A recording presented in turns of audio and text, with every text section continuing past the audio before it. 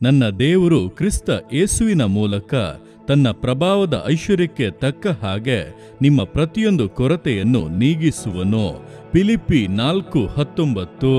ಪ್ರಿಯರೇ, ಜೀವಿತದಲ್ಲಿ ವೃದ್ಧಿಯಾಗಬೇಕು, ಉನ್ನತವಾದಂಥ ಹಂತಗಳಿಗೆ ಏರಬೇಕು ಎಂಬುದಾಗಿ ಬಯಸುವಂಥ ಪ್ರತಿಯೊಬ್ಬೊಬ್ಬರಿಗೂ ಅನೇಕ ಅವಶ್ಯಕತೆಗಳು ಇರುತ್ತವೆ, ಅನೇಕ ಕೊರತೆಗಳು ಇರುತ್ತವೆ. ಅವುಗಳು ಎಲ್ಲಿಂದ ಸಂಧಿಸಲ್ಪಡುತ್ತವೆ, ಯಾರು ನಮಗೆ ಸಹಾಯ ಮಾಡುತ್ತಾರೆ ಎಂಬಂಥ ಅನೇಕ ಪ್ರಶ್ನೆಗಳು ನಮ್ಮ ಹೃದಯಗಳನ್ನು ಕಾಡುತ್ತಾ ಇರುತ್ತದೆ.